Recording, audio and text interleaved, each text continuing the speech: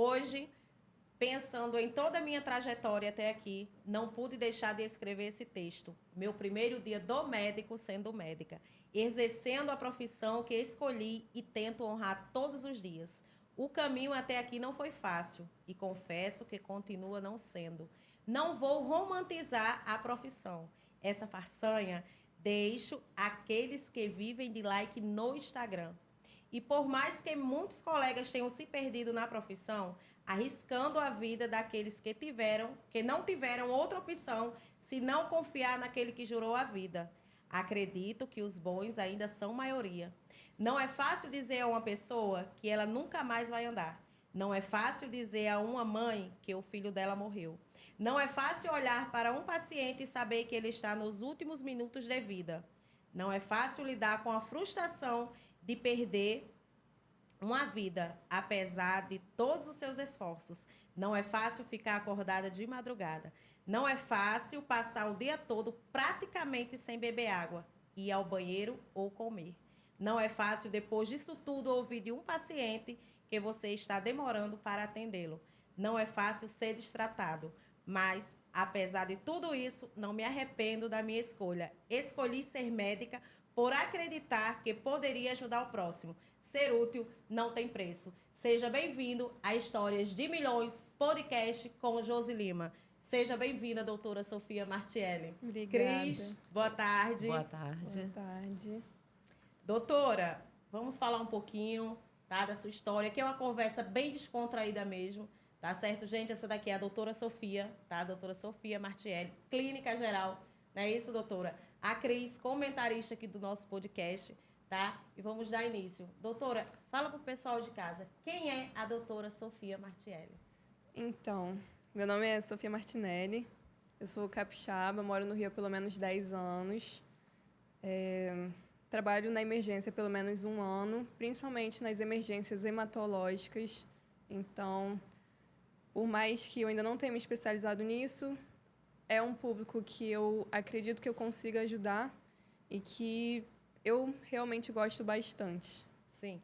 Doutora, o que te motivou a mudar o foco de cirurgia plástica para a medicina em geral?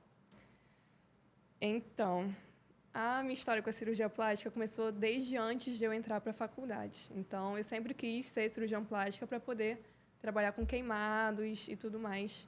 Durante um período, eu também imaginei que eu poderia trabalhar no Médicos Sem Fronteiras, porque para ser cirurgião plástico, você tem que fazer 3 anos de cirurgia geral, de residência, e depois mais 3 anos de cirurgia plástica. Então, você acaba tendo uma dupla especialidade. Mas, depois que eu tive um estágio num hospital com muitos doentes oncológicos, eu comecei a mudar um pouco a minha visão sobre a medicina. Por quê?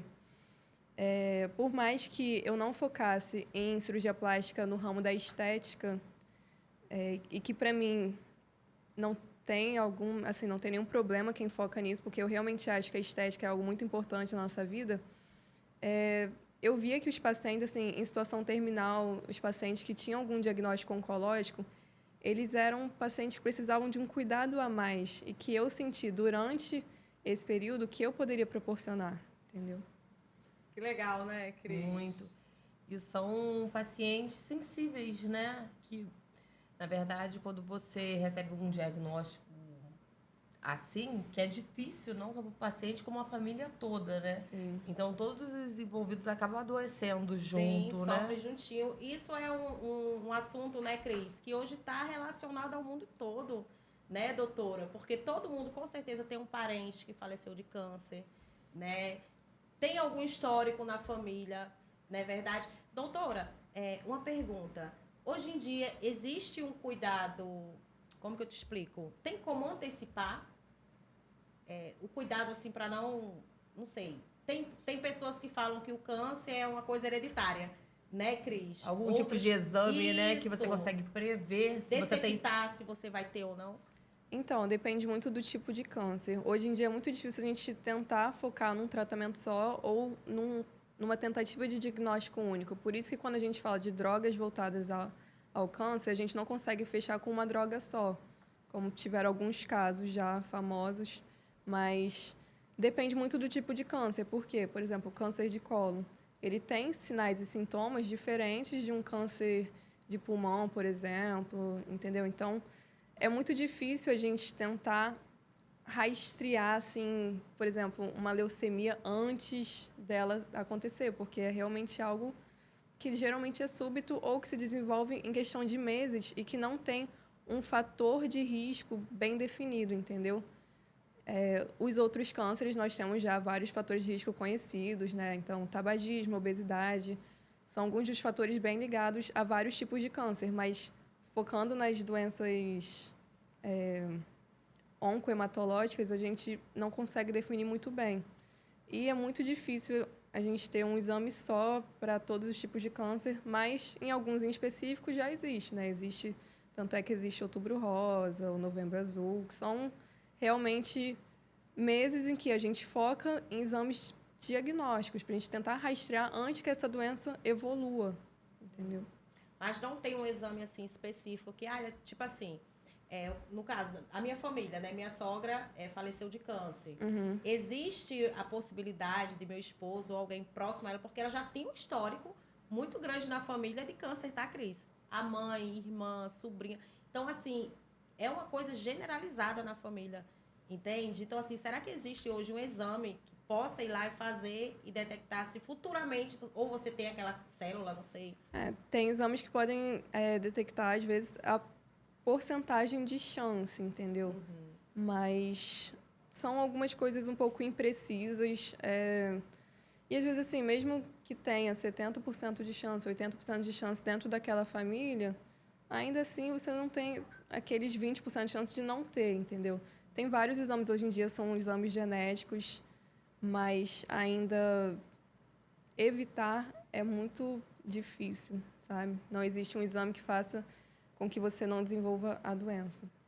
Aí, nesse caso, seria mais os exames de rotina, né? Geralmente a gente E diagnostica. observação do corpo, ver se muda Sim, alguma coisa.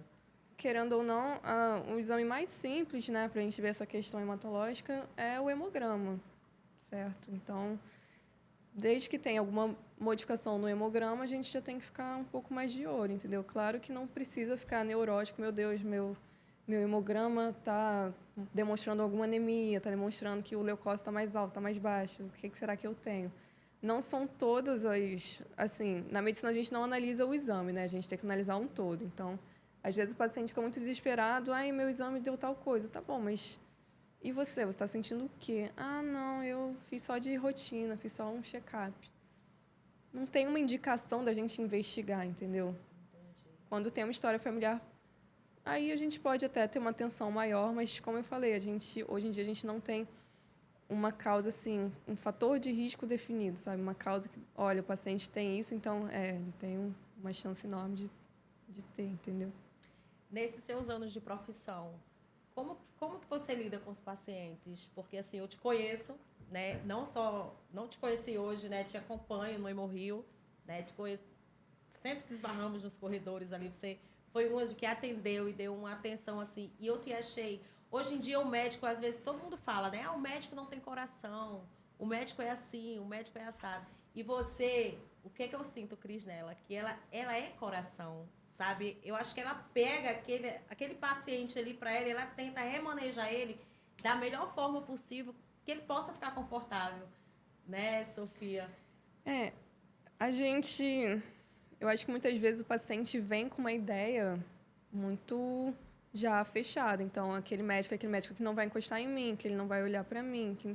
Então, assim, às vezes o paciente chega muito agressivo, sabe? E aí, quando você mostra que, olha, não é assim que eu trabalho, não é assim que é a minha proposta, não vou te atender dessa forma, o paciente já desarma um pouco, já fica mais tranquilo, entendeu? Até para realmente esclarecer o que ele está sentindo, porque às vezes o paciente ele fica tentando falar o mais rápido possível, mas também muitas vezes o paciente que quer que a gente tenha uma atenção maior com ele é o mesmo paciente que antes de ser atendido está fora do consultório reclamando que estou demorando para atendê-lo, entendeu? Então não dá para você exigir que o médico te atenda em determinado tempo, então eu quero que o médico me atenda muito bem. e você achar que o outro paciente não, entendeu? Então, tem que ser empático a ponto de reconhecer que talvez o outro paciente mereça um pouco mais de atenção ou a mesma atenção que você, entendeu? Você tem alguma história marcante assim que te marcou com algum paciente? Logo que eu me formei, eu comecei a trabalhar numa emergência, eu acho que umas 2 semanas depois de me formar. E aí eu tinha que atender só pacientes mais com uma gravidade menor. E aí terminei de atender e aí vi que tinha um paciente classificado como laranja. A classificação de risco é o que diz pra gente a gravidade do paciente. Por isso que às vezes um paciente vai ser atendido antes do que o outro. E aí esse paciente já estava esperando há quase 10 minutos. Era um paciente que estava instável, pelo que eu olhei dos sinais vitais. E aí eu pensei, olha, eu acho que não é para eu resolver isso aqui no consultório, eu acho que precisa de uma atenção em outra sala. Fui passar o caso para outra médica da sala vermelha. Eu falei, não, eu acho que dá para você manejar ali mesmo. Aí eu tive que ir numa outra sala que tinha uma equipe de enfermagem, tinha oxigênio. Eu falei, olha, estou com tal situação, preciso colocar o paciente aqui, porque além das medicações, ele também precisa do oxigênio. Aí era um senhorzinho numa cadeira de rodas, acompanhado pela mulher. Ele mal falava de tanta falta de ar. Eu falei, não, vou tentar resolver. E aí coloquei ele lá, desci para voltar a atender, porque, pronto-socorro, a fila não para, né? E aí isso eu acho que foi de noite, assim, antes de meia-noite. De manhã, por volta de umas 6 horas da manhã, bateu um paciente na porta. Eu falei, pode entrar. Um paciente andando, um senhorzinho também. Eu falei, pode falar, quero saber se eu já estou liberada. Eu falei, olha, eu tenho que ver o seu caso, como é que é seu nome e tal. Ele falou, meu nome é tal. Aí eu fui ler, eu vi que eu que tinha atendido. Eu falei, meu Deus, mas eu não lembro desse paciente.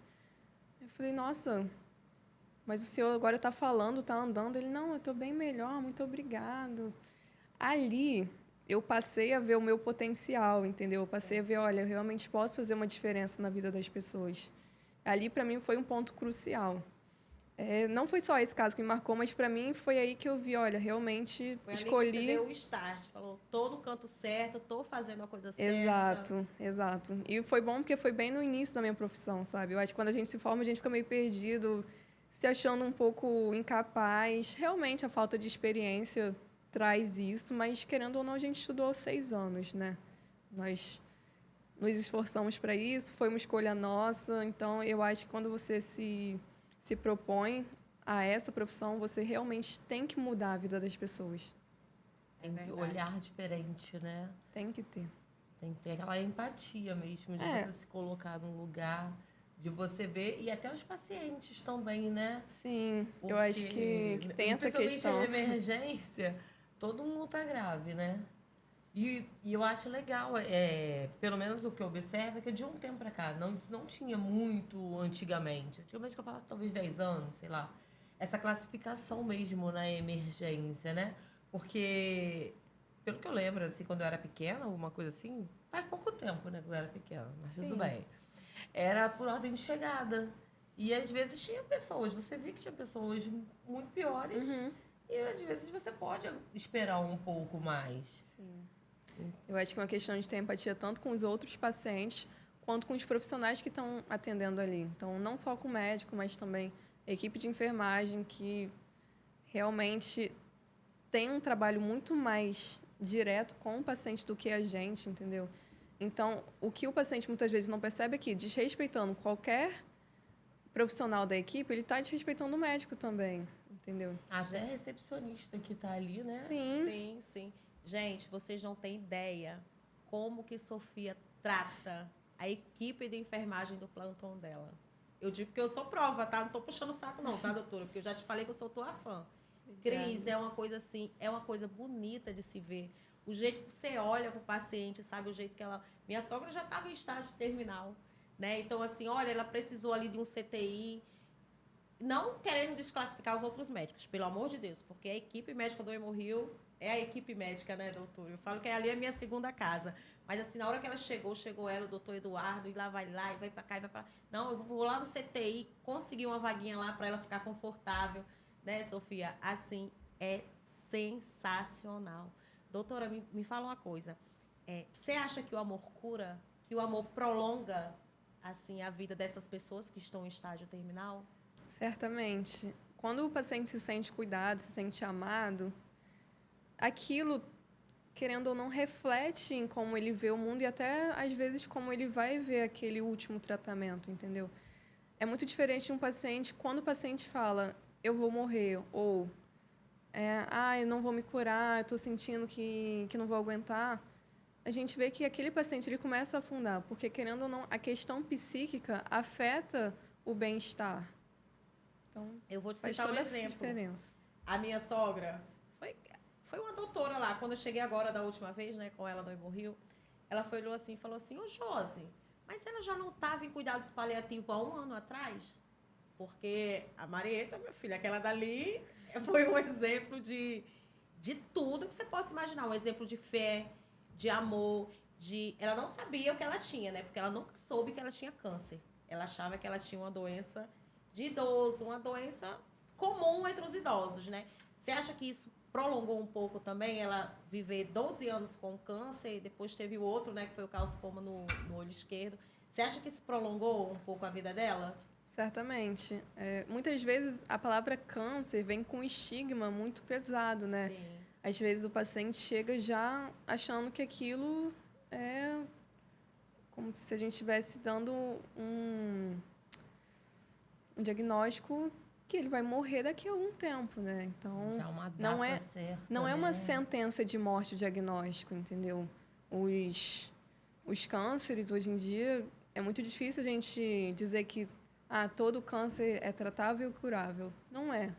Até porque eles têm os estágios, mas não dá para entregar as cartas já de cara. Eu recebo muitos pacientes que ainda não sabem do diagnóstico. E aí, muitas vezes, você fala, olha, a principal hipótese diagnóstica é essa. E aí o paciente já, não, então, vou morrer. Eu falo, olha, eu sei que é difícil de entender o que está acontecendo, mas a sua doença tem tratamento. Prepare-se para o pior, mas espere o melhor, sabe? Não entregue as cartas de cara. Muitas vezes são pacientes jovens, às vezes são pacientes com 20 anos, 25. A leucemia não é uma doença que afeta só idoso, sabe? Então, hoje em dia, a gente tem cada vez mais tratamentos, cada vez mais evoluídos. Se fosse alguns anos atrás, realmente, a gente não tinha realmente o que fazer, assim. A gente tentava com o que tinha na época, mas a gente sabia que a morte era um caminho, assim, muito breve, sabe? Hoje em dia, não. Então, eu falo com eles, não, isso não é uma sentença de morte. Calma, a gente conversa melhor depois, porque eu fico na emergência, né? Então, a gente vai conversar melhor depois e aí vai trabalhando isso para tentar levar da melhor forma. E, gente, Cris, é assim, impressionante. Tem gente ali dentro daquele Hemorrio que tá assim com os dias contados de vida. E tá com um sorriso daqui a aqui. Uhum. Né, Sofia? É assim, impressionante. Eu acho assim que Deus tira a dor daquelas pessoas, né? Não todos também, né, Sofia? Porque tem uns lá que só acabam ali, derramam-se em lágrimas. Eu já falo, não me apego mais a ninguém, porque, olha, quem sofreu fui eu, viu? Porque eu me apegava às pessoas, porque os pacientes do Hemorrio são contínuos. Toda semana eles estão ali. São os mesmos. Vira praticamente uma família. Sim. Existem grupos de WhatsApp que eu participo com os pacientes. Eu vou até sair, mulher, porque, olha, eu me apego, no outro dia parece que falece. Cris. É assim, impressionante. Eu imagino. É muito triste, é muito triste, é muito triste. E é uma doença dolorosa, né? Sim, assim, sim. Até mesmo para quem recebe o diagnóstico, né? Para a família. Porque eu acho que bem assim, não é tão antigamente, mas recentemente, as pessoas sempre associam. As pessoas têm a tendência de sempre associar o pior. Então, ela sempre vai lembrar daquela pessoa que morreu com câncer tal. Mas aquele que se curou, que hoje está ótimo, que está vivendo bem, aquele parece que esquece, apaga da memória. E aí são esses casos que eu acredito que a gente tem que gravar mesmo e pegar como exemplo. Com certeza, com certeza. Né? Às vezes é mudar uma qualidade de vida, mudar uma alimentação, mudar o jeito de pensar. Sim, sim. Tem uma paciente que está curada. Semana que vem eu vou trazer ela aqui. Eu tentei trazer ela hoje, mas infelizmente ela foi transplantada agora recentemente, né? E não tomou a vacina ainda. Então a médica não liberou ela para vir. Gente, a história dela é linda, Sofia. Eu não sei se você soube desse caso, mas ela precisava fazer o transplante, estava faltando essa medicação dentro do Hemorrio. Os médicos se juntaram, compraram essa medicação para ela tomar para poder ser transplantada. Olha onde chega o amor do médico, né? E não são medicações baratas, não, que a gente chegou a comprar quando estava em falta, são medicações caras. São caríssimas. Olha onde chega o amor do próximo. Enquanto tem gente aí, né, que só faz apontar, fazer, acontecer, a vida seria tão mais fácil, né, Sim. Sofia? Se a gente, em vez de a gente apontar ou criticar, vamos ver se a gente consegue dar uma solução para aquele problema. Não é verdade? Às vezes as pessoas querem só isso. Que você chegue com a palavra, que você chegue... O mínimo que você faz já é o grande. Exatamente. Né? Eu acho que, às vezes, só um olhar para o paciente já muda o dia dele. Muitas vezes os pacientes agradecem assim, a atenção que eu dei, sendo que eu só atendi. Eu só prestei o atendimento. Eu só passei 5 minutos conversando. Entendeu? Vamos falar um pouquinho do intercâmbio que você fez para Portugal? Os 7 meses que você passou lá? Conta para o pessoal de casa, como que foi essa experiência? Então, no último ano de faculdade, eu fui selecionada num programa de intercâmbio para passar um período da graduação em Portugal, em Porto. E foi tudo muito corrido, confesso. Tudo muito... O visto, a passagem, tudo mais. Cheguei lá, a gente ainda não tinha um... Eu fui sozinha, cheguei sozinha. Mas tinha outros 2 colegas da faculdade que chegariam depois também. Mas a gente não faria a mesma matéria. Na verdade, seriam 3 matérias diferentes. Então, eu cheguei, passei um período alugando um quarto, depois nós nos juntamos, passamos um outro período juntos, depois nos mudamos, passamos um outro período juntos. Depois foi cada um por si. E aí... Posso dizer que não foi fácil. Eu acho que quando a gente muda de país, querendo... mesmo que a gente queira assim, mudar de vida, quero... né? Mas é difícil. E mesmo falando a mesma língua, foi muito difícil porque é uma cultura completamente diferente. Nós, brasileiros, temos algum estigma lá fora. Sim. Então, o tratamento é um pouco diferente, por mais que eu não tenha sofrido nenhum episódio de xenofobia, não que eu tenha notado, mas... eu acho que é muito difícil quando você vê que você está sozinho num país que você não conhece, com uma cultura que você não conhece, uma moeda que é muito mais cara do que a sua e você tem que se adaptar. Gastar menos. Um clima diferente também. Então, assim, o tempo que eu estive lá foi um período que, para mim, a saúde mental não foi a melhor época, mas foi um período que eu pude refletir um pouco sobre a minha vida, sobre as minhas escolhas. Era um local que eu podia ser quem eu quisesse, eu podia criar uma nova versão minha, mas foi um período que eu comecei a enxergar o tempo de uma outra maneira. Então, foi nesse período, na verdade, que eu desisti mesmo da cirurgia plástica, porque eu pensei, eu não tenho condições, nesse momento, com a visão que eu tenho de mundo, de passar 6 anos da minha vida sendo residente, porque ser residente é um momento da vida muito delicado e é um trabalho muito árduo, sabe? É um momento em que você já é médico, mas que você está como um estudante, entendeu? Então, na minha cabeça, não fazia mais sentido passar 6 anos num centro cirúrgico. Não era mais uma realidade palpável para mim.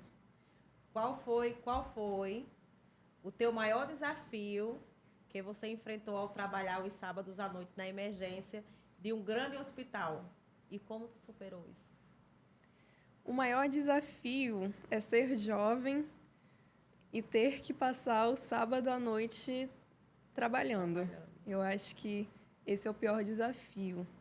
Mas a questão de trabalhar à noite é que muitas vezes os colegas já estão cansados, então às vezes um colega mais experiente, ele não vai estar tão disposto a te ajudar. Os pacientes, raramente são pacientes que estão com um caso que dê para você... isso resolve na clínica da família. Geralmente, o paciente, para ir num sábado à noite no hospital, é um paciente que ele tem realmente um A problema. necessidade, Exatamente. Então, para mim, foi uma questão que afetou tanto a minha vida social quanto a minha vida profissional, porque sábado à noite quase ninguém quer trabalhar, então, às vezes as pessoas não estão tão solícitas e os pacientes não são tão com um nível de gravidade tão leve assim, tão baixo, sabe? Uhum. Como você lida com a carga emocional de trabalhar tão proximadamente com pacientes em situações críticas? Tu tem emocional para isso, Sofia? Então, Porque é complicado, né? Eu acho que a gente mais veste uma armadura e vai do que realmente está preparado, sabe? Eu acho que a gente tem que tomar cuidado para não se apegar demais, mas também não banalizar a morte, entendeu? Então, a gente fica ali naquela corda bamba. É uma linha muito tênue entre normalizar a morte e, às vezes, acabar se prendendo demais a um paciente. Então, eu não acho que eu seja a pessoa mais preparada para enfrentar isso, mas foi algo que eu me dispus a aceitar. Eu aceitei trabalhar com pacientes nesse nível de gravidade e eu acho que todos os dias eu tento fazer o meu melhor e tento fazer alguma diferença, porque muitas vezes são pacientes que eles não vão ter um período de vida muito prolongado, sabe? E a gente sabe. Às vezes a gente pode não falar com a família, não falar com o paciente, mas a gente sabe que o prognóstico é muito reservado e tudo mais. Mas na medicina nem nunca nem sempre, então também não dá para falar, aquele paciente deve ter só mais uma semana, esse paciente vai ter ainda muitos anos. A vida é uma coisa muito fluida, né? E aceitar essa fluidez da vida também faz parte. Então, ao mesmo tempo que eu tento fazer o meu melhor, eu também sei que muitas vezes aquele melhor não vai ser o suficiente. Então a gente fica nessa tentando equilibrar as coisas. Tentando o equilíbrio ali, né? Mas acho que só em saber que você fez tudo que foi possível, né, já deve dar aquela respirar tranquilo, né? Dá um alívio, mas é muito difícil ver que quando o seu esforço não foi suficiente. Isso é uma coisa muito frustrante para qualquer médico. Nenhum médico quer que aquele paciente que você tentou cuidar, tentou salvar, ele vai morrer ou ele morreu apesar de tudo, sabe? Tem pacientes que precisam fazer vários ciclos, né? São blocos de quimioterapia. Às vezes o paciente chega no último e ele morre no último bloco, sabe? Então, você fica, meu Deus, falta um pouco, né?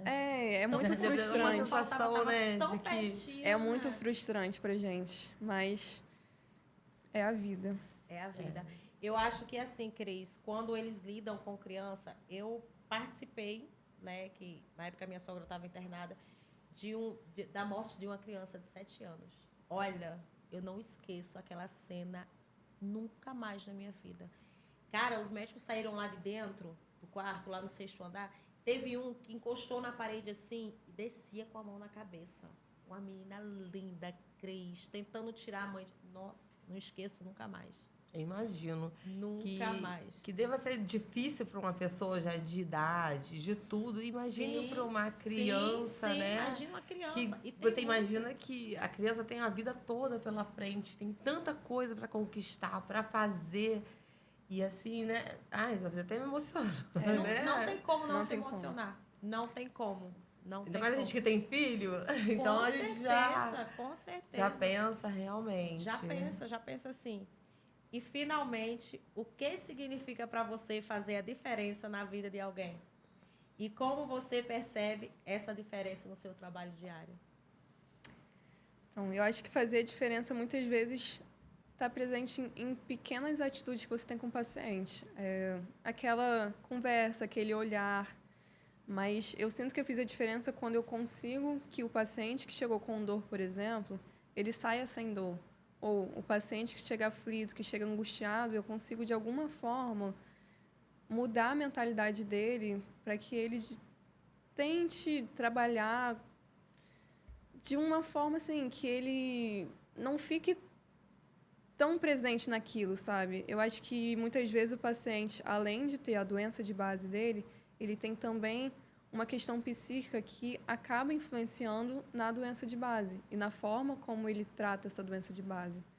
Os pacientes que têm doenças crônicas, não doenças crônicas adquiridas, mas doenças crônicas que são súbitas de se desenvolver. Então, não digo, por exemplo, hipertensão, diabetes, mas digo doenças crônicas, por exemplo, o paciente tem uma anemia falciforme, é uma doença crônica. O paciente nasce com aquela doença, ele vai morrer com aquela doença. Então, eu tento mostrar que existe uma vida além das complicações da doença, existe uma vida além da dor, sabe? E no meu atendimento eu tento trabalhar isso da melhor forma. Então, eu não fico só fazendo aquelas perguntas diretas, tá assistindo há quanto tempo? Não é aquela coisa robotizada, entendeu? Para mim, quando eu faço a diferença na vida do paciente, não é só quando eu resolvo o problema dele, não é só quando eu resolvo a doença, é quando eu trato ele como ele merece ser tratado, né? Então, com um mínimo de dignidade, tendo a empatia que ele precisa. Porque muitas vezes o que falta nos médicos é um pouco de empatia. Eu não consigo sentir a dor desse paciente, mas de que forma eu posso ajudá-lo para que diminua essa dor? Muitas vezes eu não consigo curar, eu não consigo fazer tudo o que eu gostaria, mas quando eu consigo fazer pelo menos o imprescindível para mim, aquilo já é o que me preenche, sabe? Eu tenho muita gratidão pelos inúmeros pacientes que já passaram por mim, porque, querendo ou não, eles me ensinaram alguma coisa na minha vida, sabe? Não é só aquele paciente que eu salvei, aquele paciente que eu reanimei, ele voltou. Não é só isso. Muitas vezes são aqueles pacientes que eu vejo frequentemente, mas que gostam de ser atendidos ali, sabe? Eles não vão para o hospital com medo de ser atendidos de uma forma rude. Eles não vão para lá já amedrontados, com medo de o médico não dar a devida atenção ao problema deles. Então, para mim, fazer a diferença na vida do paciente é isso. É você demonstrar que se importa com ele. Um atendimento mais humanizado, né? E sentindo mesmo, né? Porque não tem, deve ser muito difícil se envolver. É muito. Não se envolver, não né? tem como deve não ser se envolver. muito difícil, assim. Não tem como. Nossa. Que conselho você dá pro pessoal de casa, ô Sofia, que vive reclamando aí da vida, né? Porque hoje em dia só o que tem, né, Cris? Às vezes o acordar cedo já é um motivo para reclamar, né? Qual conselho que você daria? É como dizem, a vida é um tecido fino, pois a qualquer momento pode se rasgar. Então, a vida pode acabar a qualquer momento. Por mais clichê que seja essa frase, realmente é real. Os pacientes que descobrem cânceres são pacientes que estavam muito bem, na maior parte das vezes, e do nada eles têm uma notícia de que eles têm um câncer muito agressivo e muitas vezes, mesmo tentando um tratamento, eles já estão fadados à morte, sabe? Então, a vida é muito breve. Então, tenha projetos de vida, tenha planos para o futuro, mas não deixe de aproveitar o presente, porque de uma hora para outra tudo pode mudar. Já tive muitos pacientes jovens que faleceram com 17 anos, com 20. Eu não trabalho com crianças, mas existem também crianças que já estão em estágio terminal. E isso nem sempre é por falta de tratamento, falta de ter descoberto antes. Muitas vezes é um câncer muito agressivo, é uma leucemia que realmente o prognóstico é difícil de se trabalhar. Mas o que eu digo é isso, aproveite a vida, porque a gente nunca sabe em que momento ela vai mudar. E, infelizmente, o que eu tenho presenciado cada vez mais são pacientes muito jovens que têm os sonhos interrompidos e que não vão ter oportunidade de realizá-los. Um sonho, Sofia. Um sonho, eu acho que realização profissional, talvez. Nesse momento que eu não me sinto completamente realizada, mas eu pretendo achar o meu nicho, achar exatamente com o que eu quero trabalhar, para que eu possa exercer o que eu quero da melhor maneira. Porque quando a gente faz o que a gente ama, a gente faz de uma forma muito melhor. Fica leve, né? Fica bem leve. Fica bem melhor. É. E como que você junta o teu dia a dia com o teu profissional? Isso é um problema que eu tenho, Aham. porque o meu profissional acaba ocupando a maior parte da minha vida. Então, hoje em dia, eu não tenho assim uma vida social muito presente. Não, na verdade, eu praticamente não tenho uma vida social. Eu acho que os médicos e os profissionais de saúde, eles acabam, muitas vezes, trazendo o profissional para além da vida pessoal. Então, não é raro que o profissional de saúde ele tenha que abdicar de vários eventos sociais para poder manter a vida profissional dele. Então, isso desde a faculdade. Muitas vezes, os estudantes deixam, por exemplo, tem aniversário da minha avó no domingo, mas eu tenho prova na segunda, então não vou poder. Eu acho que isso é um grande erro, porque tem coisas na vida que São não têm únicas, né? preço e que são únicas. Então, desculpa, aquela prova não é mais importante do que o aniversário de alguém querido, sabe? Na vida profissional é um pouco mais difícil de equilibrar isso, porque muitas vezes é difícil de passar plantão e você, querendo ou não, tem uma responsabilidade, sabe? E a gente acaba se apegando aos pacientes, a gente acaba se acostumando a estar naquele ambiente de trabalho. Então, eu posso dizer que hoje eu não equilibrei a minha vida pessoal com a profissional. Talvez porque eu esteja muito no início, mas é difícil. É difícil. A gente segue tentando, mas é difícil. Olha, doutora, eu quero agradecer aqui, tá? Você ter aceitado o nosso convite, né, Cris? Maravilhoso. E te dizer que você pode ter certeza que você é uma pessoa escolhida e iluminada por Deus, né, Cris? Que você faz a diferença na vida, faz e vai continuar fazendo na vida de muita gente, né? Amém. Porque você não é só médica. Além de você ser médica, você é coração. Você pega a dor do próximo para você e transforma aquilo ali em um momento que a gente não sabe nem explicar. Porque não tem explicação. O amor não se explica, Não. né, Não, Cris? só sente, né? E aí você dá aquele conforto, né? Daquele alento no coração, você que passou por isso recentemente, né, Josi?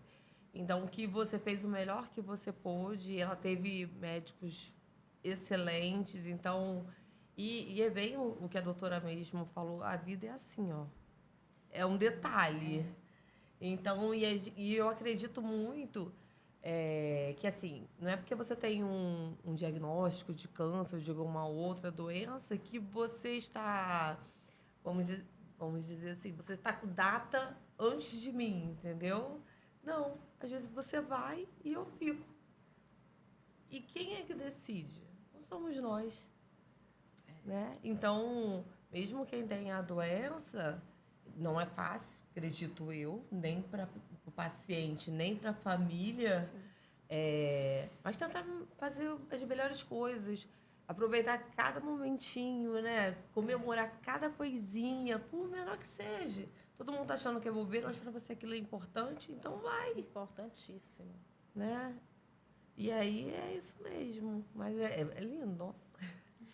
Não tem como não se emocionar. Não Eu tenho tem. certeza que, olha, quem vai chorar é o público de casa hoje, tá, Cris? Porque, é como eu falei, esse tema faz parte da vida de cada brasileiro hoje no Brasil. Não só no Brasil, como no mundo também. Olha, eu que agradeço o convite. Foi um prazer ter falado sobre isso. Apesar de não ser especialista no tema, eu acho que é um tema a ser debatido e também é um tema que a gente tem que abordar cada vez mais, porque o paciente não pode receber aquele diagnóstico e achar que é realmente uma sentença de morte, sabe? E realmente, eu acho que é justamente o que a Cris falou. Faça o que é importante para você. Não importa se o outro acha que não, se o outro acha feio, eu tenho vergonha. Todos nós vamos morrer, não sabemos quando. Então, temos que aproveitar cada segundo, porque às vezes é o último. É a única certeza na vida que a gente tem. né, doutora? É a morte, né? Não existe outra, né? Que Deus continue te abençoando. Amém. Tá. Agradeço a oportunidade. Vamos deixar a sua rede social aqui, doutora? @doutora Sofia Martinelli. @doutora Sofia Martinelli, né? E já sinta-se convidada, viu? Obrigada. O dia, a hora, né, Cris? Se você quiser vir aqui, tá? Só bater o telefone aí e venha-se embora. Muito Tá obrigada. certo? Vamos já conversar aqui com o Silvio Matos, que também, Histórias de Milhões tem ele também, tá, Sofia? Domingo agora fez 63 anos. 63 anos de profissão. A gente está fazendo as contas, né? Isso aí, nada mais, nada menos do que seu Silvio Matos. Maravilhoso. Tá certo? Obrigada, Josi. De nada.